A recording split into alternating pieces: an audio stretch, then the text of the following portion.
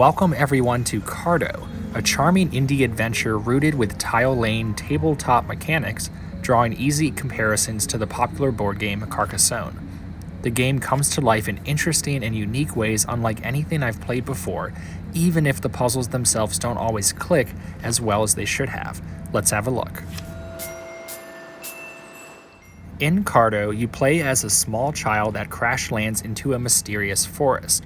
Armed mostly with just the ability to change the tiled map around her, you will complete small tasks and missions introduced by the people and creatures you meet along the way. The story isn't particularly memorable, but fits the game as well as I could reasonably expect and is engaging enough to keep the game moving along at a nice pace. The adventure unfolds over 10 chapters where the tile lane puzzles become increasingly more challenging. It is pretty neat to be able to shift the map on the fly. It's a mechanic that works well and is not something I've ever seen in a video game before. When the puzzles do click, it can be quite satisfying even if the formula for the game doesn't change a ton throughout the adventure. The relaxed pacing matches the charming aesthetic of the game perfectly, which is very much storybook or pop-up book inspired.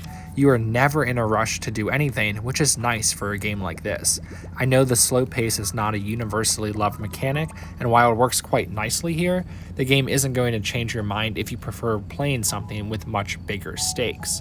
There isn't a whole lot to do at any given time, playing out in a more linear fashion than what the freedom of the tile lane mechanics initially indicated. I really wanted to love Carto, and on paper I feel like I should have, but it falls short of hidden gem status for a few reasons. I love a good puzzle game, but the puzzle solving experience was not as enjoyable as it should have been. I think this stems from the puzzle-solving mechanics being introduced in extremely vague ways, even early on, that didn't quite click as naturally as they should have. It's honestly a little hard to explain, and while the experience never became a chore to stumble through, it wasn't all that fun either, even if the puzzles themselves were creatively designed and presented. Before I get to my final score, I will say that this is one of the most wholesome video games I've ever played. The dialogue and art direction, combined with the lighthearted nature of the gameplay, all contribute to a very calming experience. While it does come across as a little boring at times, the game challenges you enough to keep your interest, and I think it comes in at a good length for what it is. For me, Carto scores a 78%. The overall tile map shifting mechanic, combined with the charming indie art style and direction, elevates this game to something everyone should consider taking a look at.